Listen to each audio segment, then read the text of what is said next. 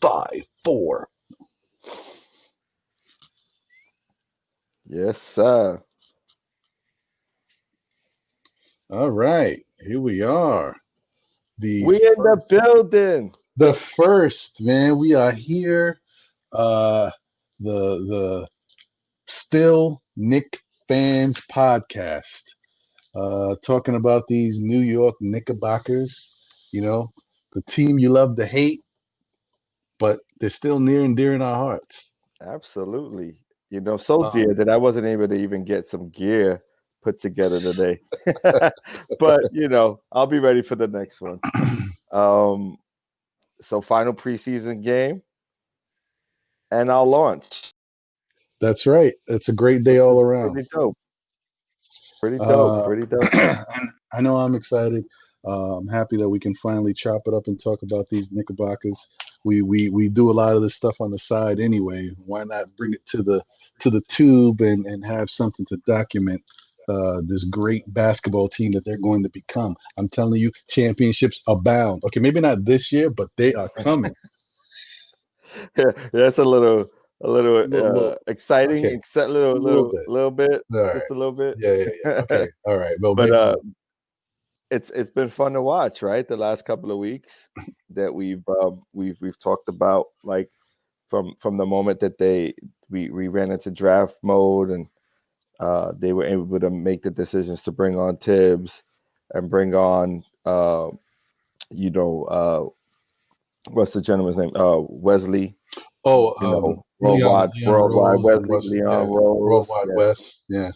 Worldwide West. There you go. I think they've made those so far. Most recently, we haven't heard anything from Dolan, right? Which is super surprising to me.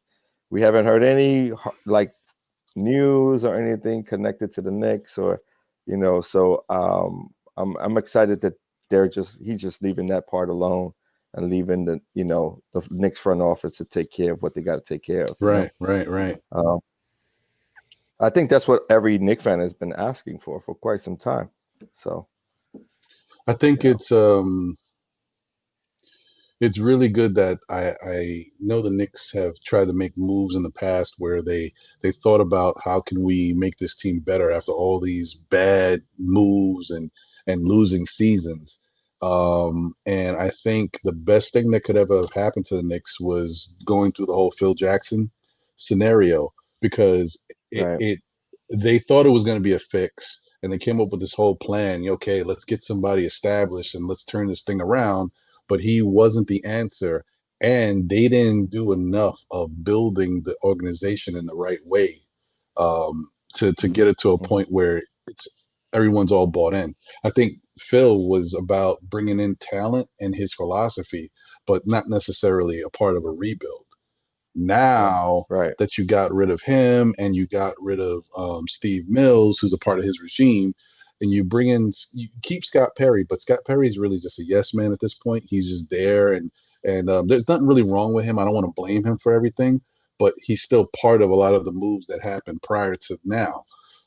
So I think it's good that now you come in with Leon Rose, Worldwide West, and then he does what I didn't expect, because I don't know much about him. He's an agent. I know that. Very successful. Right. He's a talent scout, right? Right. You can look at it like, a very knowledgeable talent scout, someone who's been around the players for a very long time, knows them in and out, knows, kind of the structure that they come from. He follows players pretty much, so. Yeah. And he's well liked in the NBA, right? Like a lot of players know him, a lot of front office people know him.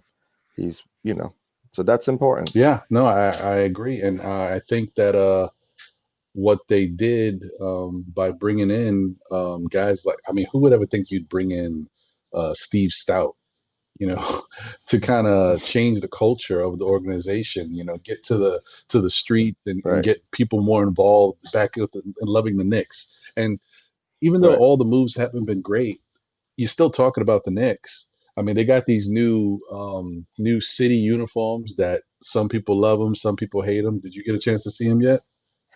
Yeah, the one they have Barrett. Yeah, highlighting the circle. Yeah, it's all right. I think right? it's not that It's bad. nice. I'm I not in like it. love with it, but I don't think they're horrible. And then you roll that Yeah, out with the dip set and a freestyle at the Garden, like right. it's very different from what I'm used to. But my point Yeah, yeah. is him I doing agree. that, bringing in Kenny Payne, bringing in the other young coach from Utah to work with the guards. I forgot his Right. name, escapes me.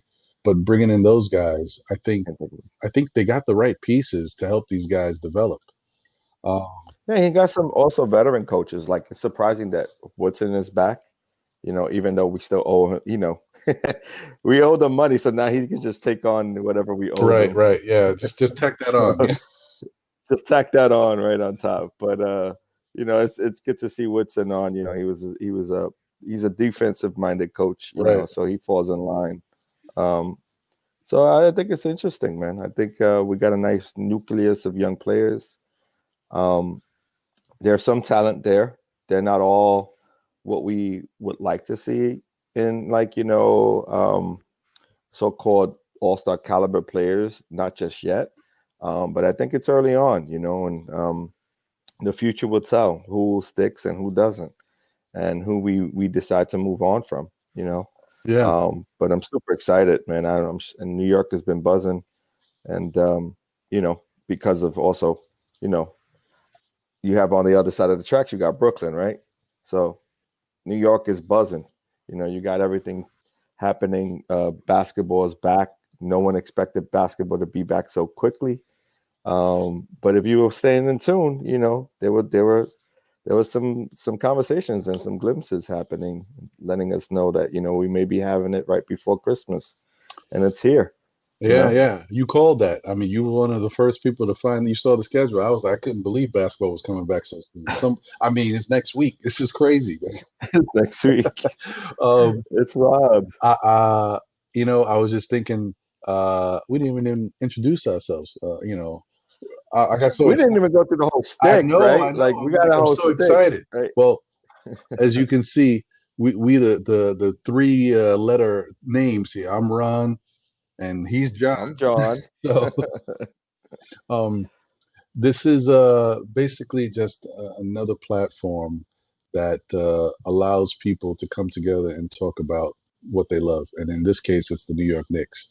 Uh, Right. you know, we're going to try to talk about everything under the sun, the goods, the bads, and the uglies.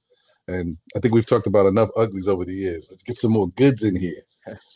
Hopefully. But yeah, yeah, I think it's definitely going to happen. And so to jump back into where we were, final preseason game.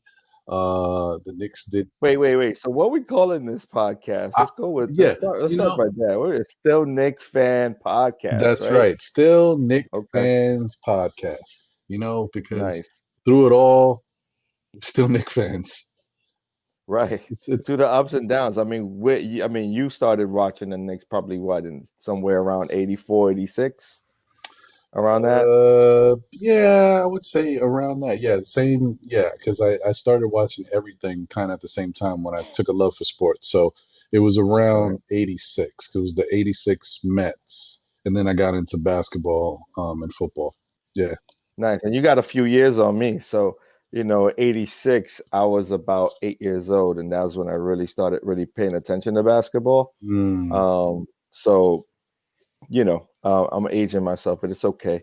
I've been there through the entire run in the 80s and into the 90s. We were horrible early 80s. We had Bernard King, the breakup of that and his injury. And then we turned into, the 90s New York Knicks once we acquired Patrick Ewing and a few right. others, so being able to see the Knicks be contenders. Unfortunately, we weren't able to, become champions during that era, but we were contenders almost every year. Um, Yeah. and we Yeah. got our heart broken every year, you know, but it's all good. And through thick and thin, right? We've been Knick fans. Uh, we had the Van Gundy era where you consider Spreewell, Houston, Larry Johnson, and those guys. Marcus Camby for a bit, you know. Um, and And yeah, we got to the finals, right?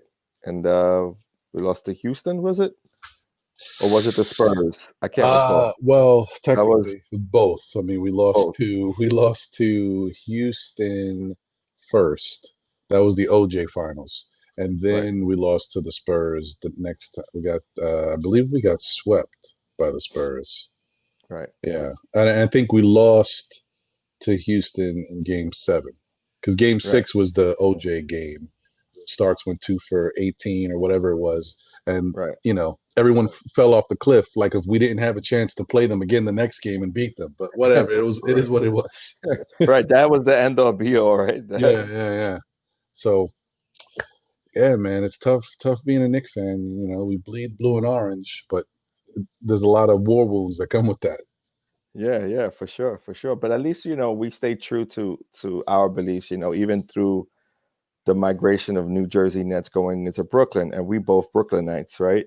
So that That's a fact. transition did not fall on deaf ears for us. We looked at that and we said, "Oh, that's interesting," But true and true, we just are Knicks fans, and we just can't get away from just away As from much that blue and much orange, as you want So to, just right, can't break it, man. It's hard. I can't see. I know how I got friends that over the years they've stopped rooting for whatever their team was because it was so bad and they switched.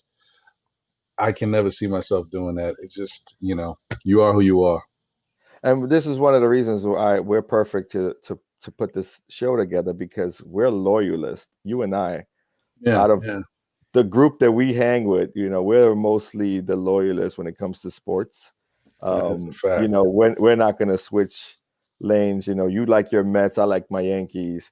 I like my Giants, you like, you know what I'm saying? We both like the um although I don't know about you, but do you give props to the other side? Do you give props to like Brooklyn when they win? I do. Brooklyn, I did. I did. I'm not gonna lie to you and tell you I will now because I do not like Kevin Durant and I don't like Oh, Kyrie Irving.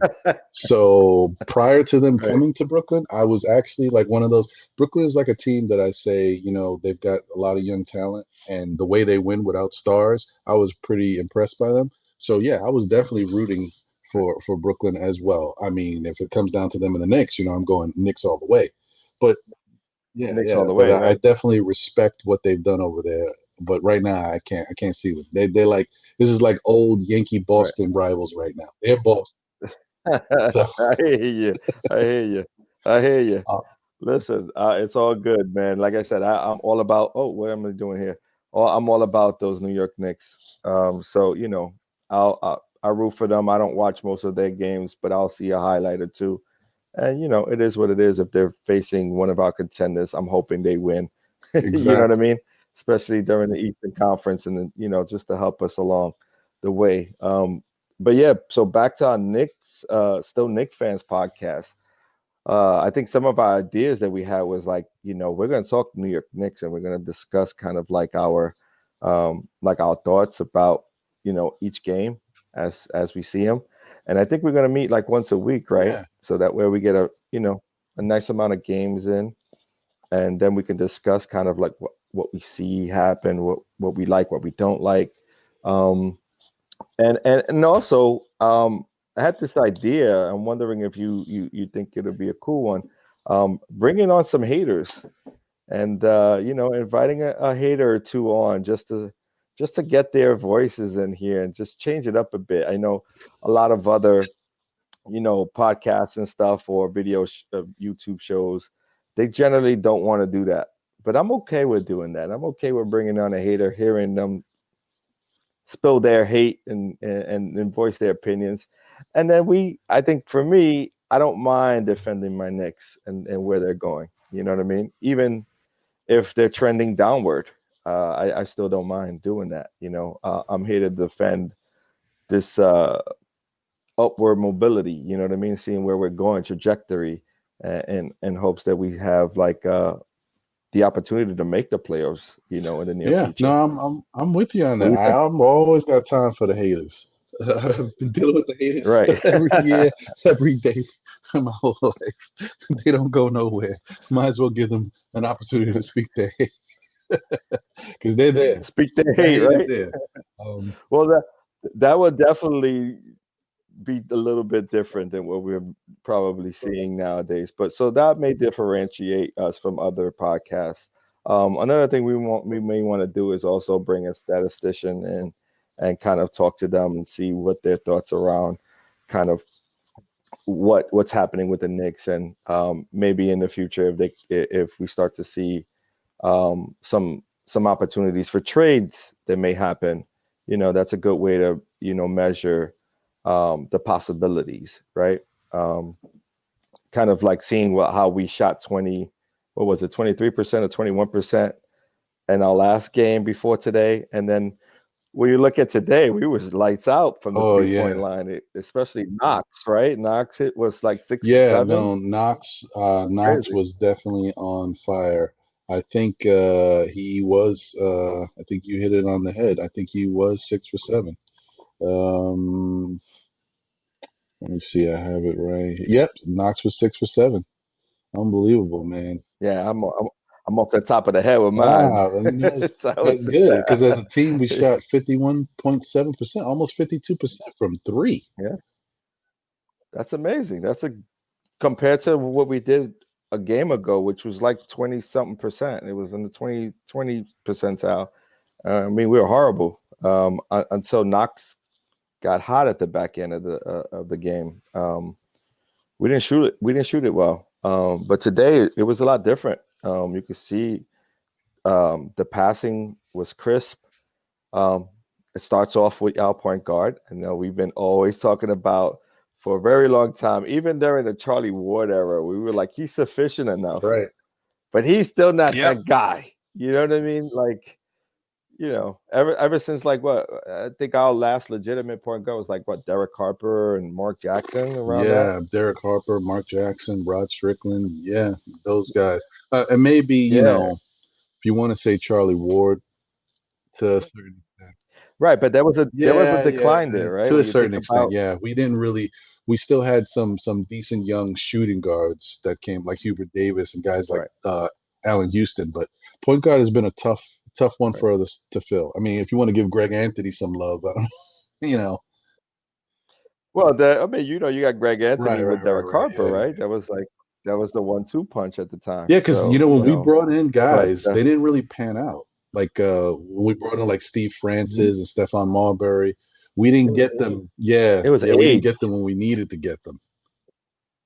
right? Kid also played for us a Although little bit. Kid did have a good year. He He got us didn't. to the playoffs. And it shows what happens when you have a guy who It can run shows, the right? offense. Yeah, so Right, right. Absolutely right. But I mean, that's also something because right after that, then did he win the championship right after leaving the Knicks with the Mavericks, or was it before that? I can't that recall. is, It was yeah, very close that's a within good that question. time. I don't remember if it was before. We'll Yeah, have to yeah, look yeah, yeah. that up some Yeah, other don't worry. time. But We're gonna get it yeah, all cracking. We're gonna have the numbers. We're gonna be on point. it's all good. It's all And the good. quality of the program will improve as we go forward. It'll just get better, and we'll be able to make it more dynamic for the viewership. And I'll make sure to get some Nick Oh gear, man, right? Like yeah, I yeah, need to man. gear up. What am I doing? I got a Fright Fest shirt Hey, on with but a Yankee. I mean, That's that Fright not Fest shirt's working. got some orange in it, so that's that's good. True. Um, I'm going for the new uniform style, no, you the know what new I think? color I think trend you they put the got Fright going on. Fest on because you thought you wasn't sure what type of game it was going to be tonight. Yeah. That's a fact. Um, I think when you touched on Kevin Knox and his 3-point shooting, I think one of the good things about it is I've been kind of following him as like a pet peeve, little not pet peeve, but like pet project. Knox and RJ Barrett, because they both had a lot of shooting issues last year. I would say especially Right. RJ Barrett, but Kevin Knox specifically this year when I've been following him in the offseason, I noticed he worked with I follow this guy on Instagram. His name is Lethal Shooter. He has a real Mhm. name, but he goes by Lethal Shooter. And on his Instagram, he shows how he is always shooting jump shots and perfecting his form. And so he takes that same talent that he has for shooting. I guess at one point, just a backstory on him, he used to be a college basketball player. He was pretty decent, and he got hurt, and it was a really bad Mhm. injury. And from there, he never really could. I think he got a shot to make the NBA, but it never really panned out. And so he just focused on the one thing he was really good at, which was just shooting. And he took that shooting to the next level by being a trainer. So he trains guys throughout the NBA and outside of the NBA. He trains celebrities too, like just guys who like shooting the basketball. He teaches them different forms and stuff. So So now I know where Chris Brown got his game actually, from. funny, no, no, no. But the funny, I'm you kidding. I'm you say kidding. that. Is Funny it? thing is, last week he shot a video with Chris Brown. Yeah. Really? So I mean, obviously Chris Brown already knew how to play, but you know, he's made a name for himself. So guys Right. are still going to him to see how they stack up and how their form is, and look for little tips and improvement. But he's that guy that That's worked with interesting. Kevin Knox all throughout the summertime, and while the playoffs were going on and the Knicks were on the shelf, Right. he worked with Knox on his shot. And I'm not gonna say I'm giving him all the credit, but I do see what I see from Knox. His shot looks a little different.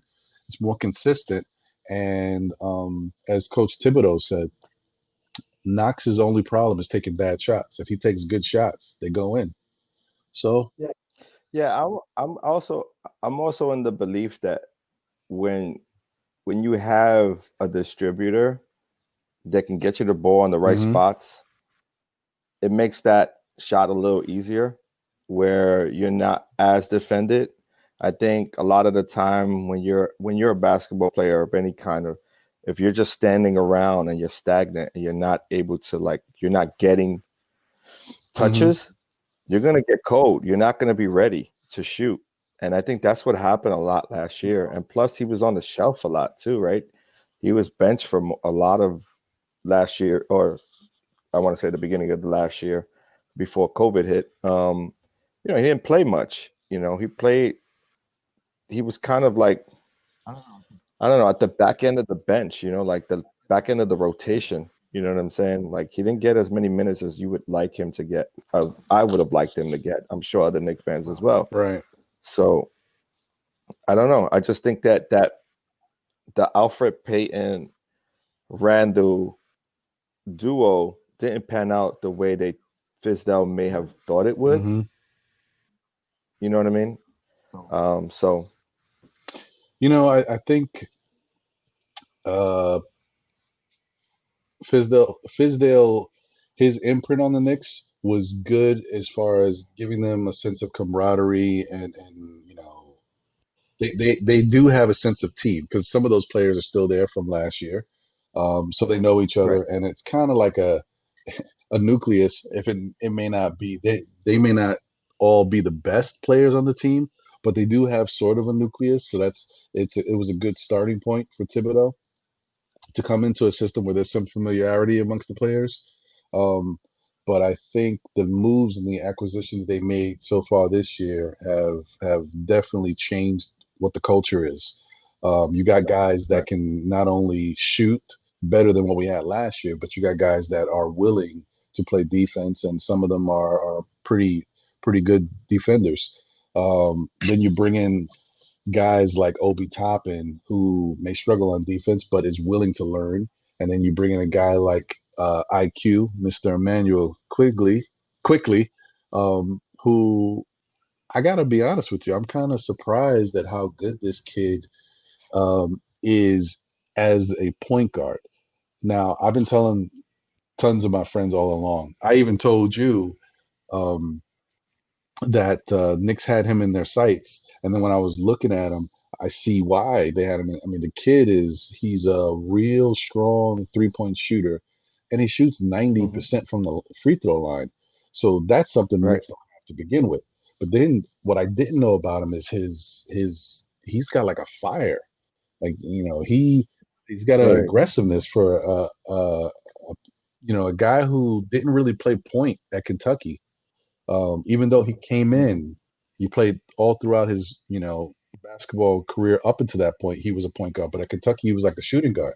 He comes into the Knicks, and right now, the eye test says he's the best point guard on the team. Yeah, You know, yeah. I mean, listen, the one thing the Knicks got going for them is youth, right? The oldest player is Reggie Bullock at 29. So, you know, we got youth, and that's important to have in the NBA that's fast paced, and though it's no longer the kind of like it's a fast paced game, right? The way they've created the game, the way they've minimized the amount of hand Mhm. checking and the additional flagrant fouls for hitting someone over the top of the head. Like it's not the same kind of game anymore. You have more frequent threes than ever before. It's just a different game than at least we were used to growing up.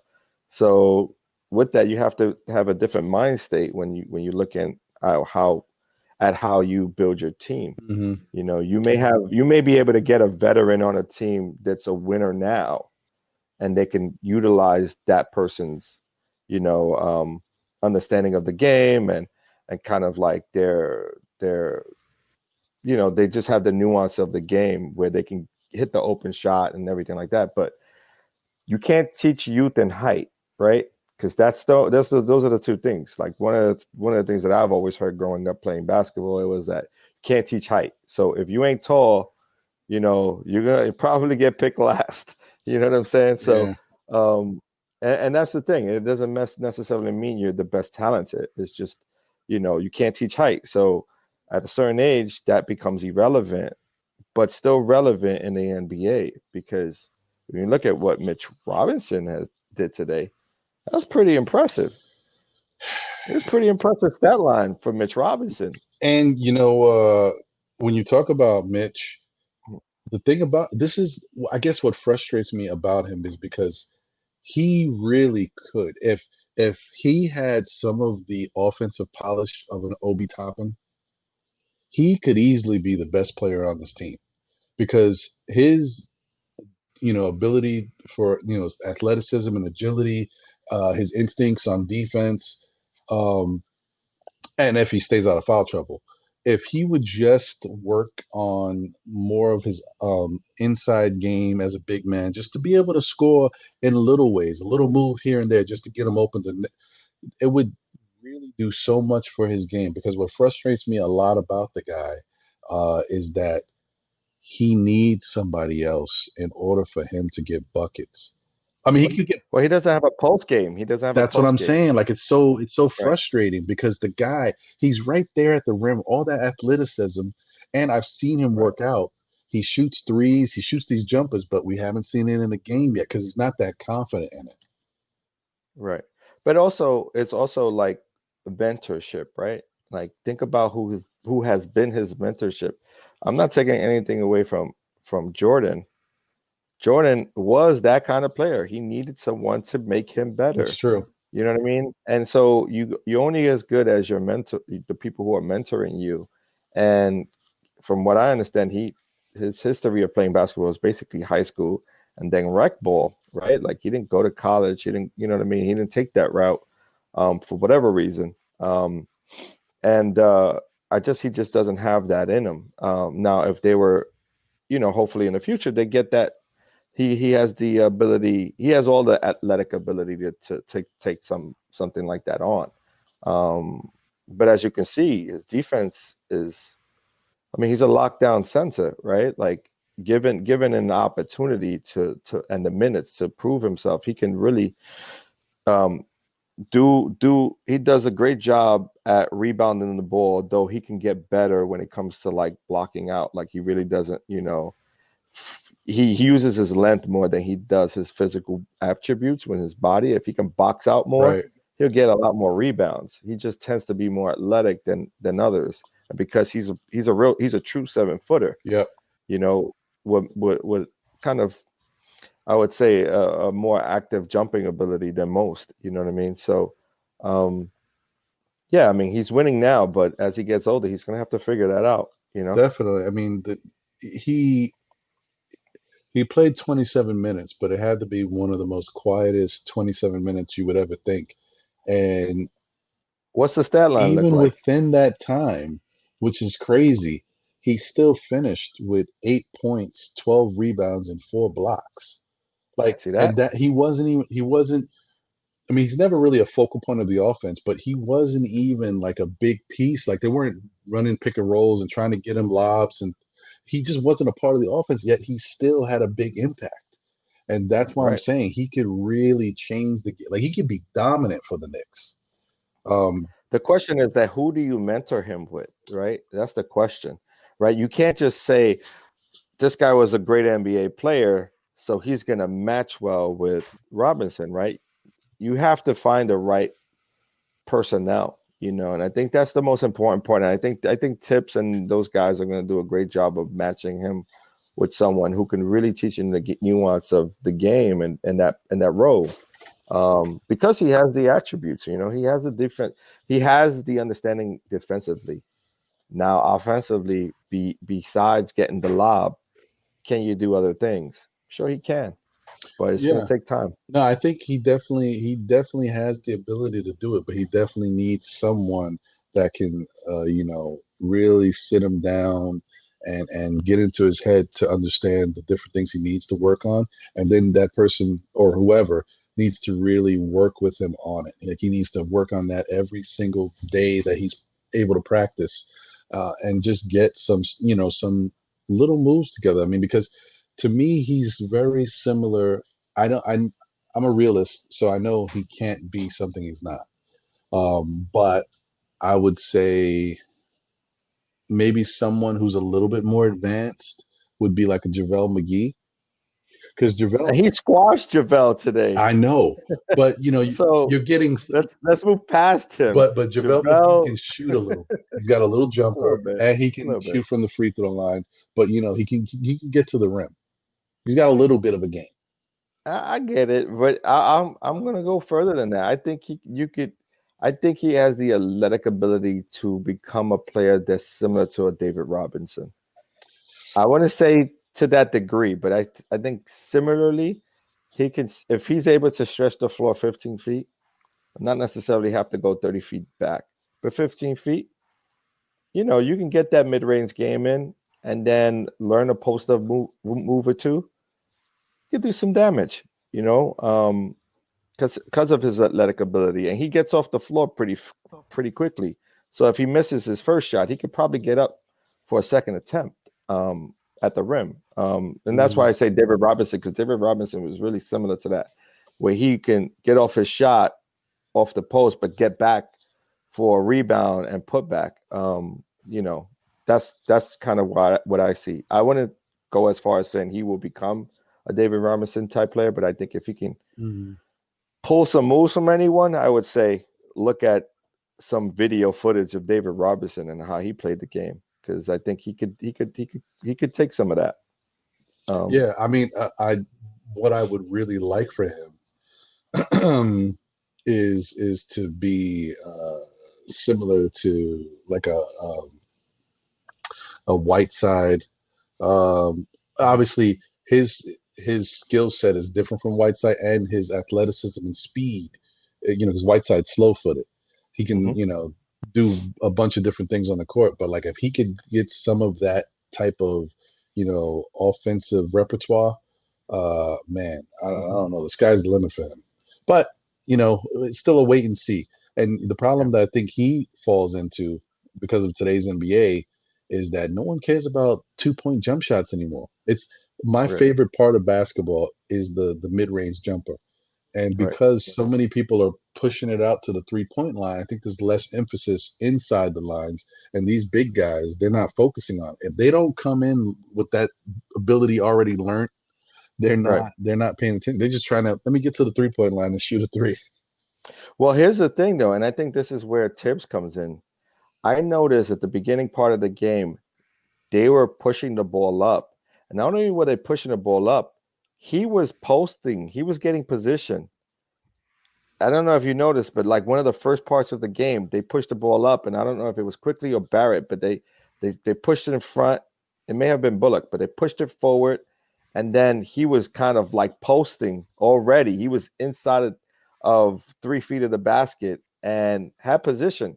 They fouled him, of course, but just getting down the floor ahead of the pack and being able to get your post position so early in Right. transition, it's Yeah. important because No, that that's could set good. up so many other things. And if I continue to see some of that, then I see that Tibbs is more one of those, coaches who's going to rely on his center and power forward positions to get down the floor and make sure they get position. Uh, Hmm. so let's see how that goes. I mean, again, but this may be a lot of what gets worked on in the offseason, as Tibbs Right. gets to really see his players play a full season and get to really understand who they are as people, Hmm. as players, kind of where they enjoy, what do they enjoy most about the game? You know what I mean? So you have to. I think Tibbs has to have a full season before really strategizing of what players need to develop in their games next. So I agree with you. I think that as the season goes along and he starts to develop his rotation and understand who he can go to off of the bench, I think we're going to see the Knicks start to become a really solid team, with solid principles, because that's the thing that we've known for the Knicks for several years now. They haven't had an identity. Like right, they're a team, but what are they really? And at least in most of our minds, we know that their main identity should be a commitment to defense. right. So so we'll go from that. And it looks like the way These three Tibbs like games was a great glimpse. yeah, no, and the way Tibbs likes to play defense with guys rushing to the ball, getting hands in the passing lane, and doing things and being destructive, they're buying in. And mind you, keep in mind, he's only had a short window of time to work with these guys. Right. He Imagine after a couple of months, like a month or two, starting to play basketball and understanding what role you have to play and what you need to do. I think the Knicks team is going to be all right. Now, I'm not saying they're going to be a playoff team, but they could flirt. They could flirt around that edge. They could. Absolutely. I could definitely see them flirting and getting into the 30 win category, and depending on COVID and anything like that happens, because you got to Right. deal with that type of stuff in case people fall because of it and have to take time off. But Hmm. I just think that, and I think that's where the youth thing works so well now, because they don't they don't know anything yet. They don't know enough yet. You know what I mean? So Hmm. you have only but to look to the left of you and see another player or your head coaches to get the knowledge of the game, right? Like, you can't go to a veteran or a seasoned vet and say, damn, do we have to run these laps? Because the vet is going to be like, nah. You know what I mean? Like, the vet is going to be like, I'm good. You know what I mean? And they're just going to bring those habits because they're aged. You know what I mean? They don't want to do sprints. They don't want to take that. And it's important. I think they took the right strategy in making sure that they got young. They got younger. They didn't necessarily get more talented. I think they No, got no. talent, but Uh-huh. I think they're in the right position to make sure that these kids are knowledgeable. They got the right base. They got a lot of players from Kentucky. They got a couple of players from Duke. They got a couple from Auburn. You know what I mean? North Carolina.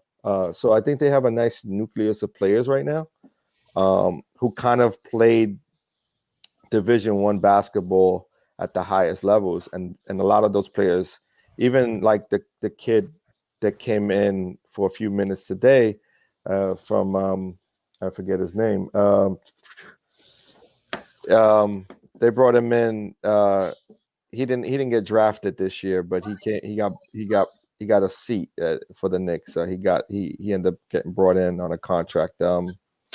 What is his name? Oh, was it a point guard or what? Yeah, he's a combo guard.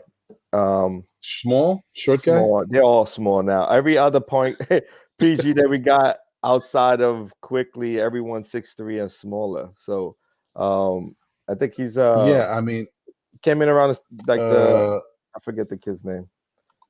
are Look at you the stat talking line. about He got minutes. Harper? Nope. not Harper, the Uh, other kid. Theo Pinson. No, Theo Pinson's the forward. Well, if you're not talking about, well, they brought in Powell for a little bit, but he didn't really do too much in No, the they 6 minutes he brought in played. Bryce Brown, which they just Bryce signed him, Brown, but then the other kid, yeah. um, It's Brown. Was They he brought in. Seton Hall? Was he Seton Yeah, Hall? no, Seton Hall is Miles Powell.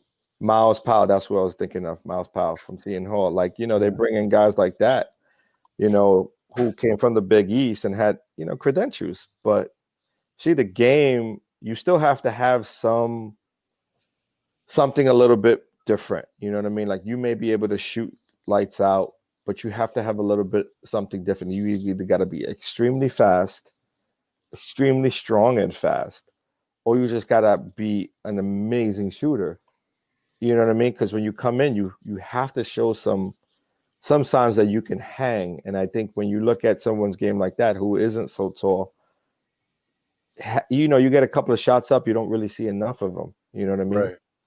And those are the guys who you see need development in the G League. Need more time.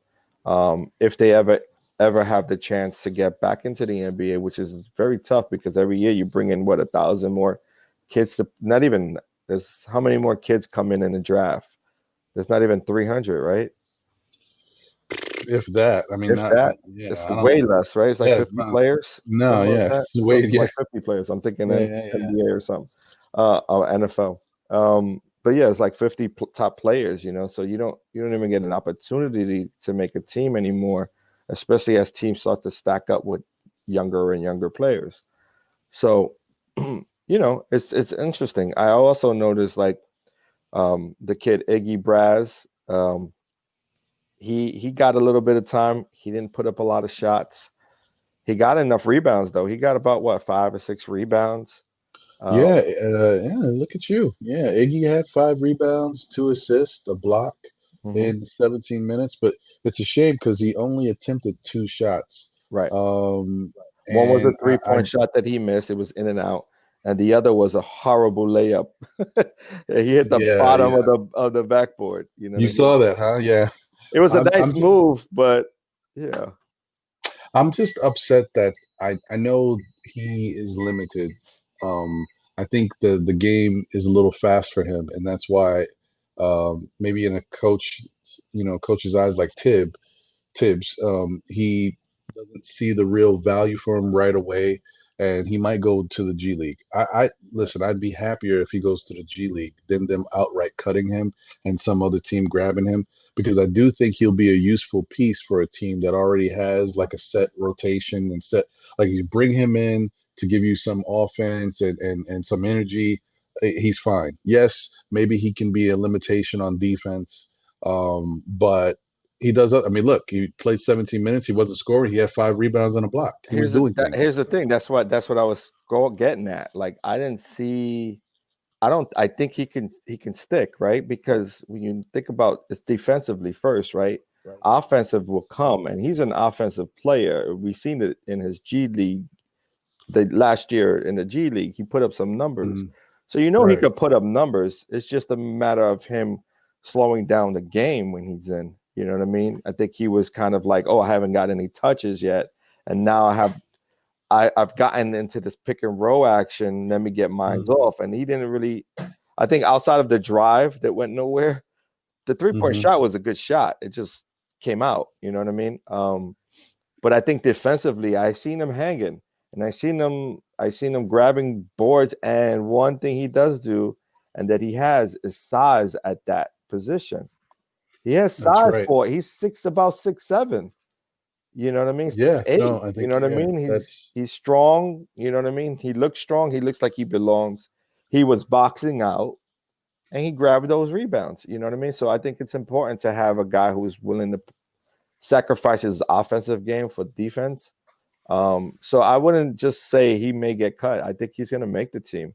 And I I also hope he does, man. and I also noticed that he was also the right after Knox when got sat down, they took him out.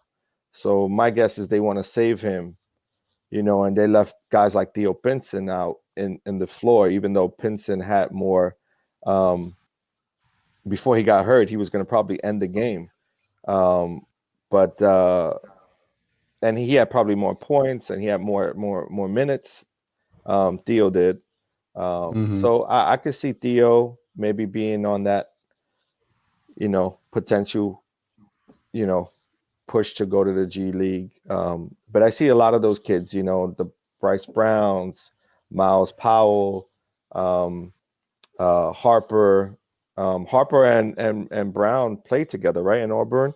So that 1-2 combo is going to happen. I could see that in the G League happening. Yeah, I thought you're right, by the way. Iggy Brazdakis is 6'7", so 6'7". nailed that. He's Yeah, a big and guy. 26 pounds. He's not, it's You not can a see it. small guy. I think you probably are right in regards to that. I thought what was interesting too is apparently Colin Sexton Mm-hmm. and I think they said Harper played high High school school. basketball together. Yeah. Yeah, Yeah. that Yeah. was kind of cool. Yeah. Yeah, it's interesting. I think that the Knicks. Um, I just the only thing I worry about, it's kind of like the gift and the curse. You get these things and you see people flourish in front of you. You're like, okay, good. He's a good player. We can, but then you start wondering, all right, so who's out, right? And then you start hoping that they make the right decision Right. because you don't want to take the one guy out that really could be a good part of the team. And you say, oh, well, it didn't look like he fit with maybe these other four guys that we had on the court at that time. Right. We'll see. Because I kind of think in my mind, after watching the last three games, I thought Austin Rivers looks like he's going to be the starter, even though he He hasn't hasn't played. played. But I know, but it was actually because of the way Emmanuel Quickly was playing and showing the way he is different from the other guys. And I was like, he already looks better than these other guys. And I know Austin Rivers can play. He's more of a shooting guard, yes, but I watched him in the playoffs and he was getting He busy. could play the Some point. days, People are yeah, sleeping. he can They're definitely play the sleeping. point. They're sleeping because I was thinking the same thing. I still don't think Quickly's going to get the starting nod yet. I just think, Yeah, you might be right. I think they might still go with the seasoned guy, Peyton, yeah. probably. And to be honest, if Rivers was able to be healthy at this point, if he was healthy enough to play, he would have probably played them at that one position, and it would have been up for grabs. It would have been like Peyton or Rivers. In my opinion, I would have thought that would have been the one they would have went to. Because right now, I agree. Ntilikina is more looking like the combo guard out. He's looking like the guy who may be in for defensive purposes and maybe spot shooting as a shooting guard and giving some rest to RJ Barrett, because it seems like they're utilizing RJ Barrett at the 2-3. You know what I mean? Yeah. You got Yeah. Alec Burke also. You know what I mean? So between Alec Burke and the performance of Reggie Bullock put today, that's going to be a tough call for Tibbs. But I think it's better to have those problems than not to. You know what I'm saying? You are right. And I'm actually happy. Things happen for a reason. And maybe the fact that Austin Rivers has been, unhealthy was a benefit to Quickly. Absolutely. Because if Rivers was playing, Quickly wouldn't be running the point like this. So That's spot on. You're yeah, absolutely yeah. right. Absolutely right. That is So this is a good that's a thing, great thing. something comes out of it. Yeah. But I think eventually, if I had my way, um, certain guys wouldn't be on this team anymore. Well, why you say that though? I just Be, let's start with because who and then why. because I think that Dennis Smith Jr. I like the kid. He hasn't really done anything wrong, but he hasn't done anything right. I think his keys are his athleticism. He didn't come into the league because of his shooting. He came in with, because of his superior athleticism, and the blueprint was kind of already set for him. You saw guys come into the league years and years ago like Dwayne Wade, who were uber athletic and then developed a jump shot. and then he became one of the best mid-range shooters in the league, and also won championships. Then the next person you get, I would say, was probably Westbrook, who came in uber athletic, couldn't shoot, and technically still can't really shoot, but his mid-range game is not bad. His Oh, it's three-point shot solid, is not right? good. His Hmm. mid-range game is good. He's developed it. And then you get another guy like Donovan Mitchell, who actually can shoot, has a good all-around game, but he his the knock on him in the draft was that his shot was inconsistent, and Right, hasn't he proven everybody wrong in that? right. That's the why the Knicks passed Right. up on him, as But well as also the other Knicks teams. passed on him because So they're, I think with you Dennis, know, look who was in office. They were, well, yeah, yeah, I want to say it was more about yeah, their, yeah, you know, um, they're them not seeing the sort of talent that you can improve upon, than them. You know what I mean? And them right. trying to go for the short shot. I think they got excited that they got lucky with Porzingis, so then they went up. You know what I mean? No, but do you know who we drafted instead of him? Wasn't it Nina?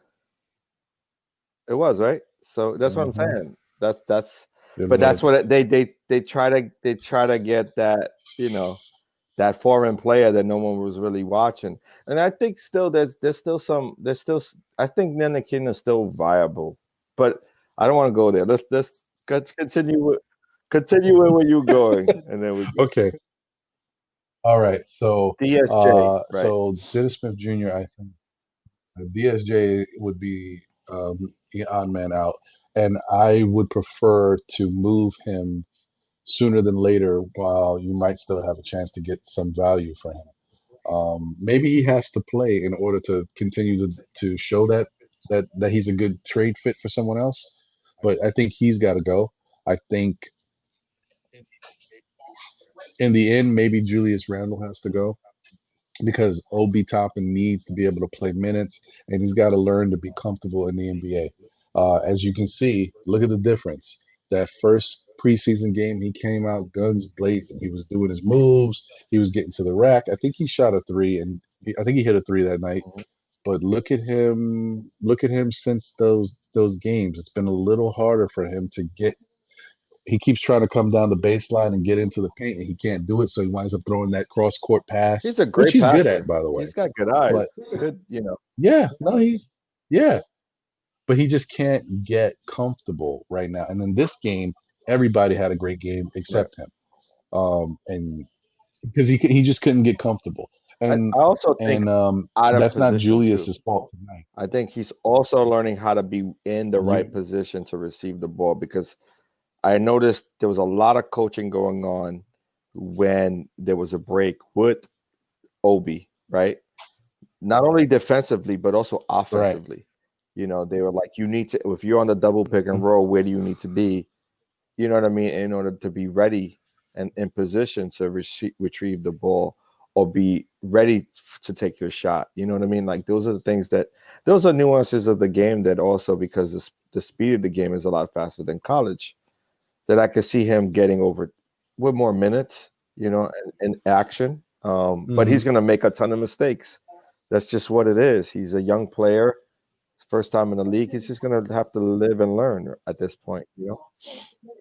Yeah, no, it's gonna Yeah, it's gonna take a minute for him to really understand the yeah. speed of the game and get comfortable.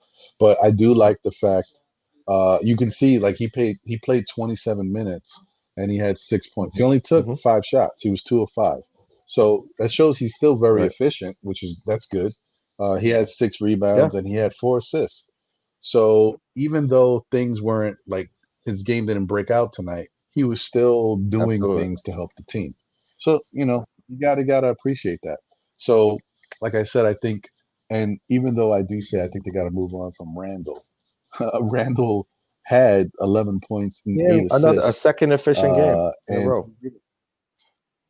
yeah, like, it's maybe they can somehow coexist. I mean, I know Thibodeau's been playing around with the Randall Obi Hmm. Toppin lineup.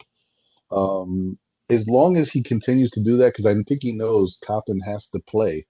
If he does that, then fine. But if he kind of goes back to more of traditional lineups because the Knicks are too small and they're getting hammered, that's going to Right. really hurt Toppin. And that, if that's the case, they would have to figure Right. out a way to move Randall. But yeah, I'm on the fence with Randall. And outside of that, I think only other people I think really need to get moved is probably Mm-hmm. Elfrid Payton and So that's it. Alfred, DSJ, and Randall. Yeah, Alfred, DSJ, and Randall, and obviously the Knicks will make their standard cuts, like maybe Amari Spellman will Yeah, I get don't see cut him because I sticking. don't see a role for him. But like that's it. Everybody else I think has shown that they at least have earned a shot to play Yeah, with the and then team and outside see of where it G League, goes. you could always get pushed down to the G League, which Spellman Right. could potentially be a G League player too. I guess there's time to see. Yeah. But No. Yeah. I'm gonna say I'm not fixated on moving anyone right now. Well, Eh, I hear you. I was just Go ahead, gonna go for it. make one more point. 1, 2, 3, 4, 5, 6, 7, 8, 9, 10. So right now, I think they got about It's a 19 max players on of the roster. 15, So right? it's gonna be some change. Right. So when you take Yeah. away Yeah. Miles Powell, you take away automatically. Let's take them away. Let's take away Miles Powell, Harper. You take away Bryce Brown. You take away Spellman, right? You Right. take away Yep. Gilchrist That's 4 right because there. he's been hurt and he's not going to do anything. He's already what is Uh-huh. he, a 9-year veteran already? He hasn't really shown much of anything. He's hurt. Outside of being a Mhm. character guy, what do you have that you don't already have, right? So there you go. Yeah. That's 5 players there. Then you go into Theo And then Pinson, you probably need. right? Oh, that's right. That's 6 Then you, players. yeah, yeah. And That's what I said. Harper is a Harper. part of that group that goes, yeah. Oh, you did say Harper. Okay. Yeah, So and yeah, then that's 6 guys right we'll there. see. You know what I mean? Maybe I really you're don't right. see anything Maybe outside you're of that right. unless they want to do the swap with Theo Pinson and Brad and Iggy. You know what I mean? You could potentially do that and see who's doing. Like you could always bring a guy back up from the G League and bring one back down. You know what I mean? But I think those are the 2 I think they might interchangeable do that. guys Yeah. at this point. They play about the same position. You know, they play the small forward, power forward position. Although Theo Pinson's probably like 6'8", probably got an inch or two, more than Iggy. Because Iggy's more, in my eyes, I say Iggy as a 2-3. He's very similar to the way Barrett plays, but I think with a more consistent jump shot. I think Barrett's more consistent Hmm. driving to the basket. You know what I mean? So they're Yeah. interchangeable. Plus, they also play together when they were in Canada. So And I feel like yeah, that's actually that makes a lot of sense. And I think that what you said about Iggy, maybe there is some hope there that he could stick around because the thing about Iggy, which always makes me question what I'm watching, is how much praise oh, Barrett has for him. I mean, Barrett says that business. Iggy used to give him all Right, kinds gave of him the problems. business. So, But look, you know, he did his thing in Michigan. If you yeah. look, So I mean, and you look at his numbers when he was in Michigan, he put up numbers, and he was a legit scorer for Michigan. So there's no mhm, knock on him. It's just is he getting given the opportunity? And I don't necessarily know if he's going to be in the rotation just yet. You know what I mean? He may not be, mhm. but at least I think if someone goes down, you know what I mean, someone gets injured or has to take time off because of COVID, then you would end up seeing someone like Iggy flourish or get an opportunity to see what he can actually accomplish. And the same goes for Pinson because Pinson is Yeah. not a slouch either. He's a North Carolina kid, right? No. So Yeah. And he's got a good like right well, as far as North Carolina pedigree, and I think he had for some Brooklyn big and shots and also big played in games Brooklyn. in Yeah, college. Yeah. yeah. And what for Brooklyn too. Yeah. Yeah, I forgot about that. Yeah, he did play for Brooklyn. That's right. Yeah, so I mean that's that's maybe things are looking up. Maybe that it's not as bad of a thing as I thought. Because I will say that the knock on Thibodeau in the past, which I'm starting to feel like won't be the knock now because of the way he's trying to play. Usually he I runs an think he 8-man will, rotation, though. You think he nine if you're won't? lucky. But the thing is, because he's running them, he wants to push the ball, and if you're pushing the ball like that, you guys are going to get kind of a little bit tired. So you need to maybe expand on one or two spots to give a little bit more relief. And then what do you do with somebody like Mitchell Robinson, who still That's see, is a person who gets in foul that's trouble? where you need that extra man, right?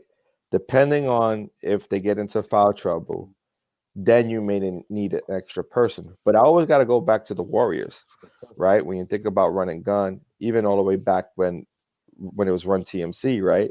Those years where they ran the ball, even like Phoenix ran the ball, they always had a consistent 8 that played the majority of the game. You'll have a ninth or 10th person come in if there was foul trouble, or if there was like, you know, an injury, or if you went to I don't know. You generally had an 8-man roster rotation. You know what I mean? Generally, you don't come out of that. Right. And the same thing goes for like, when you look at Miami Heat, they weren't running gun, but you generally when Miami Heat had the trio, you had an 8-man rotation. You didn't really go past that. Only if you needed some garbage minutes, give somebody 3 minutes here and there, or foul trouble. You know what I mean? But you Hmm. generally don't want to play too many guys, and I think that's for consistency's sake, right? And I think that's part of the problem when you look at how Coach Fizdale ran his teams. He was trying to give everybody burn, and then he gave people burn that weren't even like giving us anything, like giving us any energy. This like just giving them burn just to give them burn because they were in contract. It's like, what? Like, these guys don't even care. They don't even Hmm. like they don't they're barely running up the floor. You know what I mean? And getting back on defense. They would lose the ball, not get back on defense, and then they're still playing 20 something minutes. It's like, come on. That's the kind of shit that I was getting pissed Yeah, off about. But you know, um, you make a good point. yeah, That's a I very just good think point. that It's you have true. that 8-man rotation, you keep it consistent enough, and if someone gets injured or has to take time off because of COVID, you give another person an opportunity to step up and step into that place. I forgot about that too. That's the other thing. That's another reason why um, making sure you got the right players on your roster and extending your rotations might be important because of COVID. That's That's for that's the every team, though, right? that's That's for every the team. That's the why other there's so many factor. teams that are super deep Right, now. right, yeah. Where you even look at like what the Lakers are doing, and they're like extremely deep. It's like, whoa, you got like starter on your Jeez. second rotation. You got starters. You know what I mean? They would start on any other team and potentially be an all-star.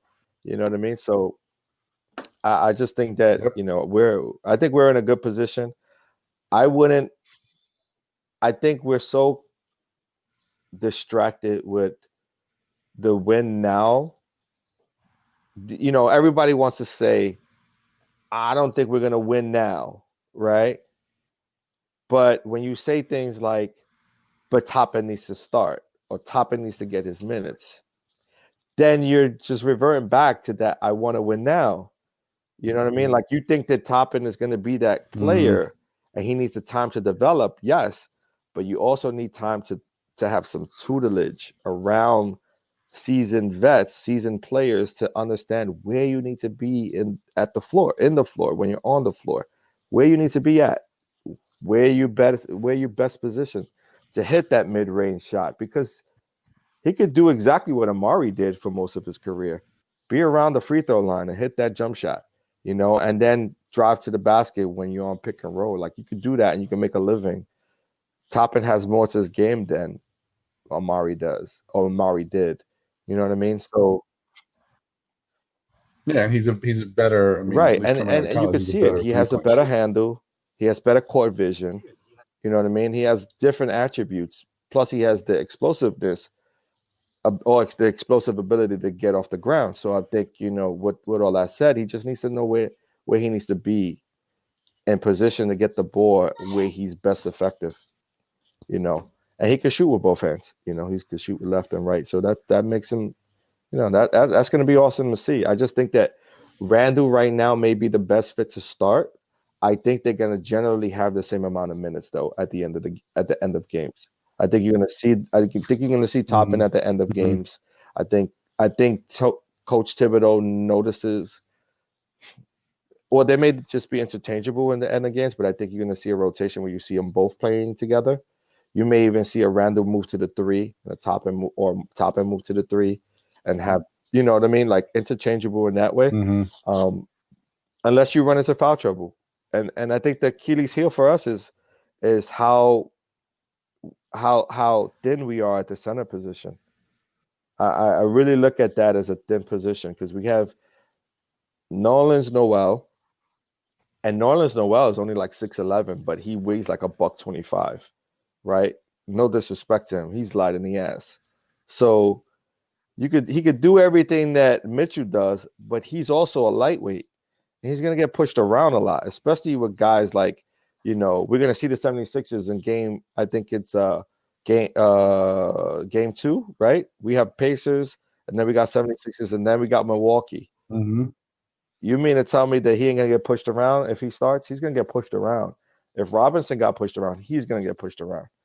Nerlens Noel is light in the ass. And for everyone that's saying, even Coach Tibbs, I'm going to take it with a grain of salt when they say he could do everything that Mitchell Robinson can do. I'm taking that with a grain of salt because I watched a lot of their games when they were in OKC. And I watched him when he was playing for Kentucky. He doesn't like his mid-range game is okay. He doesn't have a post game. You know what I mean?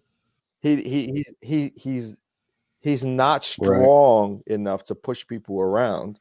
So he's not going to be able to get offensive rebounds. He may be able to catch you by surprise and get a putback dunk, but he isn't going to catch rebounds and go back up with it strong. You know what I mean? He's going to catch a rebound and he better kick it out. You know what I'm saying? I just don't see what outside of making sure that Mitchell Robinson is being pushed. You know what I mean? And make sure that you on top, get on top of your game, get that work ethic in. You know what I mean? Follow his lead because Nerlens Noel has a work ethic. You know what I mean? So I think that's a plus, but we're super thin at the center position. Because Toppin is 6'8", and he may even be 6'7". No. I'm looking at him on the court, and I'm like, he ain't that as big as I thought he was coming out of college, And that really shows up because now you're like, damn, how small are college players? Because he was practically Ohio center. You know what I'm saying? Yeah, the way they ran their offense is he was pushing everybody. crazy. How small are they nowadays in the college? Because growing up, I played a point. You probably played a 2 at 6'4", right? You 6'4", 6'3", 6'4", right? Yeah, 6. Well, at that time I was 6'5". So 6'5", 6 feet. I'm playing the point guard guard position. You're playing the 2, maybe the 3, most likely the 2. Back in the day, you're not getting at 6'4", 6'5". You're not getting the small forward position. Those were left for 6'8", 6'9" guys. Now we look at it and Toppin played the center position. Even if they had him at the power forward, he played the center position when you look at his games. And I literally, in my mind, coming into the draft, I'm like, yo, this kid is 6'10". You know what I'm saying? He's not even Amari's height. Amari was 6'10", 6'11". You get what I'm saying? Also, Kenyon Martin. That's a good right? point. 6'10", 6'11". Legit 6'10", 6'11". Yep. He is a Barkley. And actually, that's what his comp is from a lot of players. Most people said Amari, but I've seen some people say Kenyon Martin as Well, either way, either one of those guys, both all-stars. But he's a if he can Barkley become frame, that, that's great. and not wide. He's 6'7", 6'8". He's not It's even true. a legit 6'8". When I'm looking at him on the court, I'm like, yo, he's he's probably the size of LeBron James right now. And LeBron James probably got a little bit more weight to him. You know what I mean? Well, actually, no, He's not a they got 6'9" him player. listed I as don't see it. 6'9". I don't see it. I think they're just upping it because they want him to play the Yeah. power forward position. But when he's standing side by side with Randall, they're about the same height. And Randall's about 6'8" also. Because look at LeBron. LeBron's 6'8", right? Hmm. And no, he's 6'8", and he Yeah, muscles 6'6", the shit 6'8" out or of 6'9". Yeah, but yeah. most power forwards. You know what I mean? So that's the thing. You either got to get stronger. The athletic ability isn't going to help you on the wing. You know what I mean? And it isn't going to help you if you're small in that position. You just got to be able to do other things. Yeah, actually, they got him and Randall at listed Yeah. here is this at Yeah, the I just same think they height. just like I don't. When you look at them on the court, I'm like, wow, he's not as big as I thought he was. Although, Right. Randall's He's size wider. makes him look bigger too, because He's a wider yeah, frame. Right. he's 255 Right. and Right. Toppin's And 220. what is LeBron, like 235, something like that, 240 of muscle? Nah, I don't think Like he's that big. like 250. You think so? Yeah, man. Yeah, I What think age he too? last Age time I gets to it checked, I too. mean, he might have slimmed down. Yeah, he might have slimmed But down. I mean, my Um, the way I'm looking at mm, it is that if he's a 3-4, right? If he's able to play the 3-4 position, he's capable. It's just he has to work on other parts of his game in order to become a legitimate all-star. And I think he could become that. I think he has the right mind state. I think he has all the opportunity in the world coming in with the Knicks. And even more so now that we found Quickly. Quickly becomes that gem because if he could continue in this progress and that progress, right? He seems to have a really good understanding of the game and he has a good handle. If he can becomes lights out from the 3-point range, then they have to play him. They have to step up. They can't play around the pick. They got to go in front of the pick. So that opens the door for other people. You know what I mean? So I hope hopefully he I see continues to what you did develop there. quickly. Huh? Oh, mm. Hey, listen, I think he finished with I love that 22, he was 5 and taking what 5, it was 5 given assists to and him, 5 right? steals. Like that's all you got to do, and then that's the stuff that we were like everyone was so angry at Payton about. Is like you're right there. Why are you not just dropping the ball and just lay it up? Don't look for Randall every single time down the court because now they're looking for you to pass the ball and they know you're not shooting it. And it's funny because Alfred Payton, when he first started with Orlando, put up some buckets. I don't really understand where the transition went. I don't know if Yeah, it left with his hair. You know what I mean? I really don't know. To be honest, I don't know. He was a scorer. He used to score buckets. I mean, yeah, he couldn't shoot still, but he could get to the back. He had even a little bit more foot speed, and if you watch out for Peyton, even at this time, he's got a Yes. decent handle, and All his he has to layup do game is is just pretty on let point. it So he can go. get to the He's rack. thinking when he gets into the lane, he's thinking way too much to get other people involved. And you ain't gonna do anything in an NBA game if you don't get yours off. And that's what I like about Quickly. Quickly's like, yo, you giving it to me, I'm gonna That's take true. it. And that's why he's showing up. That's why he's showing out because he's not worried about, what people are gonna say when he gets back to it. Now, if he takes a tough shot, then maybe he'll get pulled to the side. But right now, they're giving it to you. So take it. Yeah. And you know what's interesting about him is I had a conversation with a friend earlier today who Whoa. may be a part of our Nick Hater segment. Yeah, yeah. But what we were talking about is the way Quickly shoots. I don't know if you noticed, he has an overhand type shot. Not his jump shot is what it is, but like how he shoots his layups, it's all overhand. It's no under like Right. most of the NBA players do with the scoops and stuff like that, and the jelly layups and all that stuff. he's all overhand. So even like if he goes to hit the glass, it's an overhand shot, or he does little teardrops and floaters. And Right. it kind of reminds you like the throwback point guards. And it also may be a little boring if you compare it to like the more athletic, who do all this other stuff with their hands. But as my friend was saying, it's harder to guard. It's harder to block Right. because it's coming from a higher point than rather up underneath, which really makes him it Right. makes Especially him if you're not someone that's difficult seeing to it deal with. as a defender as often as you probably did back in a couple of years ago. Mm-hmm. You know, but again, I mean, I don't think I've seen enough of his game Right. yet. In the NBA yet to see whether he's taking the Yeah. right type of shot. You're not, I just like his aggressiveness. I think what he's doing there is, we haven't seen it. And that's why everybody's like, oh shit. Like, you know what I mean? Like, we got something. Like, look, he's taking the news by storm. We come off of this. You go on whatever you are. If you're on social media, you're gonna see a bunch of stuff, about Quickly's game tonight. It's it's IQ all the way, IQ. right? So IQ. the New York Post is gonna get on board in their daily news. They love the point guard position in New York. Look at Jerry Milin, right? Jerry Milin had how many Exactly. games was that? 30 games, maybe less. 50. It was a short period of time, but he Yeah. A took New York by real. storm. And Yeah. if given the opportunity and given the time and making sure that he has the right that he isn't given like thrown to the dogs, you know what I mean? Don't throw him out there yet.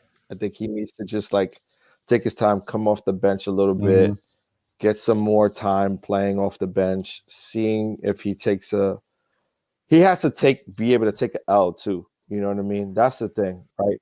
Because you have to take an L in the NBA in order to know, Oh, like, yeah. okay, what are you efficient enough and what you are not efficient in certain ways, and how do you develop that part of your game where you're not so strong at, and once he takes that L against a really legit point guard, then you can see how he comes back from that and sees how he plays that individual again the second time, right? So, we got Ben Simmons, right? 76ers the second game. Who runs point for the Pacers? Do you know?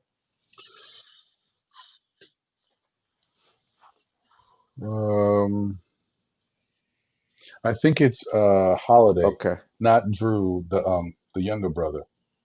Uh, and apparently Right. Oladipo will be back. So we'll see.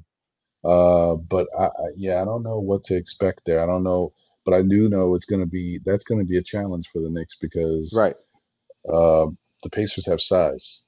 Right. They've got Sabonis, um, and I think that their small forwards are tall too. They're another Yeah, I team that think has it's length. important.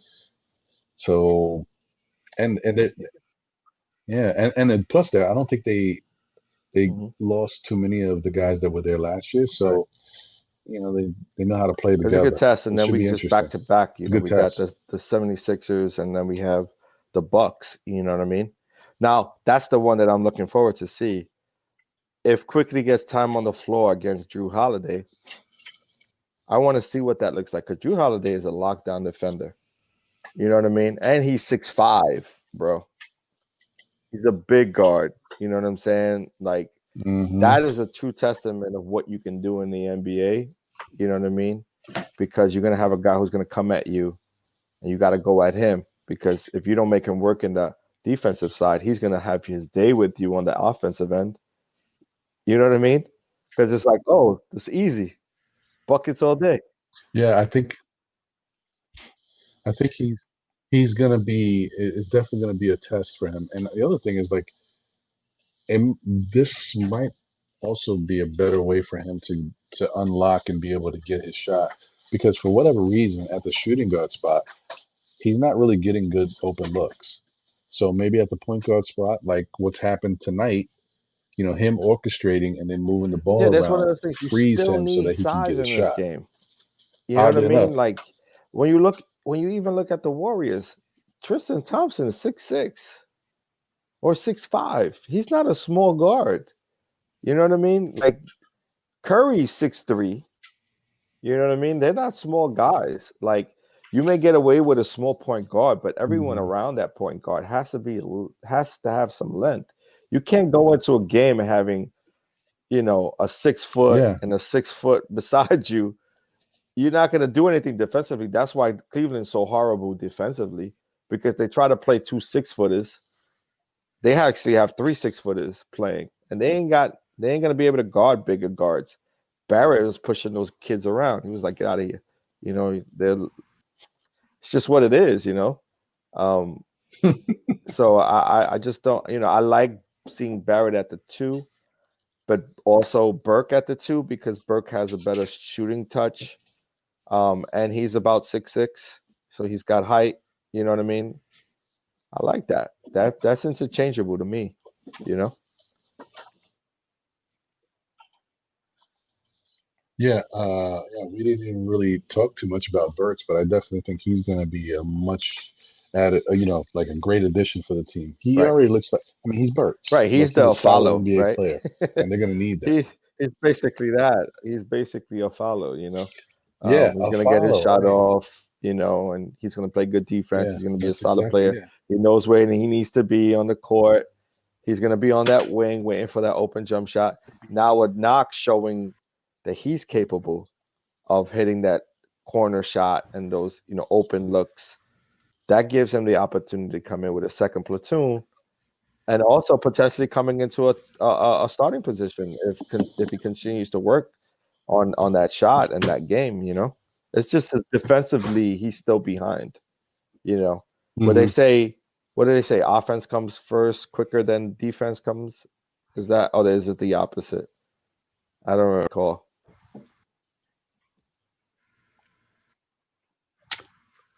No, but like what's I what's think what's what's defense what creates what what offense. young players catch on to quicker, the defensive side or the offensive side. But either way, like if Knox is starting to get the offense right now, catch up defensively, because right now defensively he's slow footed. He's always trailing, Yeah. the offensive player, and it's okay if you're going to try to get that block at the behind, from behind, but you're just going to become foul prone, you know. So I don't know. I think he needs to stay in front more, move his feet, and I think he could be in better position.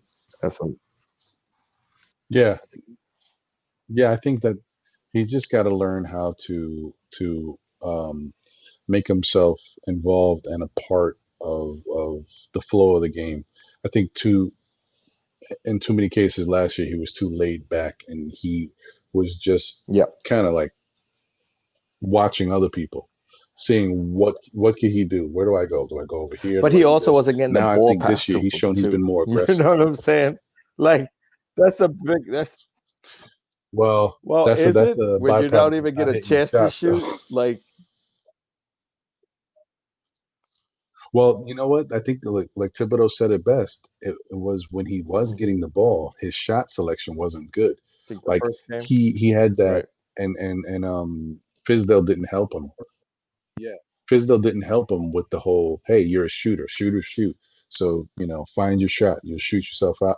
Shoot yourself back into the game. That's Right, a good rule of thumb. But you right, want to take solid shots. You want to make sure your mechanics are right. And that's why I think this year, him saying, I'm going to take this shot if it's open. I'll make sure my body's squared. And right. whatever work he did with the Sky Lethal Shooter on his form, Yeah. it looks like so far it's Hmm. helping him. We'll see as we get into the real Right, NBA games and he's going up against like good defenders. If he can still get when he gets open, if he can still get those type of looks, then I'll say, you know what, I think right. we know what Knox is. He's starting Yeah, to one of become the things that type of player that we I'm looking, expected him to I be. want to see in his game is more his dribble drive. Like he still seems to be a little bit weak in that Hmm. aspect. Yeah, and he also takes that Yeah, I think ugly his handle's floater. not Like good. he needs to take that completely out of his game all the way. He just can't. He can't utilize that. It doesn't work. It's just not. It's not his. It doesn't come from a strong base. You know what I mean? Like he's doing a runner, and it's like you're not even Hmm. strong with it. It's like super weak. It's awkward looking. It doesn't drop. I, If, if anything, I think that he should learn how to get to the rim yeah, in the same ways that RJ does. I mean, RJ is stronger, and I guess he has a stronger base. It's easier for him to because right. he's very strong when it comes to his finishing is. But I think he should learn how to do that and put the floater in the Yep, back pocket. Yeah, try to just get to the yep, rim, draw the yep. foul. You're a Yeah, I good mean, I shooter. think You hit free just throws. squaring and having to being put in a position where you can utilize both of your feet when you're close to the basket. I think he doesn't do that enough. I think he's always going up on one leg. I don't know. Am I dropping in and out? But I always see him like, kind of when he's out of position, he's like flailing. His legs are behind him and he's like tossing one up. And it's like, get a strong base, man. Land with two. Get a little bit more to that, when you rise into the, towards the basket. I think he needs to just get some more practice there. He seems to be flailing a lot. But I think I let's see, time will tell. Um, I like the idea of keeping Durandal for the entire year, unless something viable comes into play. You know what I mean? Unless there's a team who's looking for someone who can put up some numbers and put up kind of like the numbers that he can put up, like provide a 15 and 10 on a regular. You know what I mean? If that's a viable option for us at a certain point in time, then move him. But if nothing like that comes up, I don't think we need to move him. I think he could coexist at this point in time, you know? Yeah. At the current moment, I think you're right. And if things continue the way they are, I think it shouldn't be a big issue for us to continue and keep going with this lineup. And also, I think the NBA has kind of shown us the way. I mean, they're locking up all their young talent. So guys we think that are going to be free Yeah, agents are not going to be free agents. So if we want them, we got to trade for right. them, and we're not going to get them on the cheap. So like you blow up your whole team again to get a star, and then you got nobody for the star to play with. It's a bad cycle. So the Knicks have to continue to grow, continue to cultivate this talent, learn their identity, play solid basketball, create a winning culture, and then go into next year. Hopefully, see, the good thing about basketball is even if they make the playoffs or not, Hmm. they can still get a top pick, like because that's Right, the way the lottery system is. The balls roll around, so you never know. And in actuality, that might be better for the Knicks because every right. time the Knicks stink, we think they're going to get a top pick, and they don't. So maybe if they play good basketball, the reversal will happen, Listen, and they'll with that wind up said, with I one think of you these said it stud all. I kids. think this is a great first episode for us, man. I agree. I agree. I think, Am I okay? unfortunately, we're having a little technical issues with you. You're glitching a little bit at the end. Um, yeah, it looks like your video has been disabled due Yes, to the quality. that's a So, sign, yeah, I guess brother. that's a sign. All right, brother. Well, you know what? Uh, uh, I think this was a great first run, and as we keep going, we'll get better, and Yeah, we'll for have a sure. lot All more to right, talk man. about. Have a Hopefully, great it's all night. good things for the Knicks. Blessings to all of you who are watching, and stay safe out there. Still Knick fans. Take care. This has been Still Knick Night. Fans. Good night.